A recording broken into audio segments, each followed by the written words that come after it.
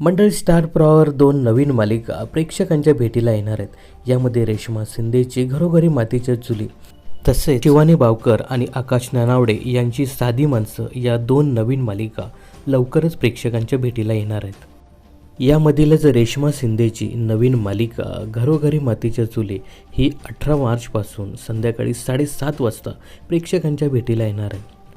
Star प्रवाह वाहिनीचा आत्ताचा slot बघितला तर 7:30च्या वेळेमध्ये आई कुठे काय करते ही मालिका आहे। तर येत्या 18 मार्चपासून संध्याकाळी 7:30 वाजता आई कुठे काय करते या मालिकेच्या जागेवरती रेश्मा शिंदेची नवीन मालिका घरोघरी मातीच्या चुली ही प्रसारित होणार आहे। त्यामुळे आई कुठे काय करते ही मालिका बंद होईल असं प्रेक्षकांना वाटत असतानाच येत्या 18 मार्चपासून ही मालिका दुपारी 2:30 वाजता स्टार प्रवाहावर प्रसारित होणार आहे। आई कुठे काय करते मालिकेच्या जागेवरती रेश्मा शिंदेची नवीन मालिका येणार असल्याने आई कुठे काय करते ही मालिका बंद होईल असं प्रेक्षकांना वाटत असताना प्रेक्षकांना आता वाहिनीने धक्का दिला आहे।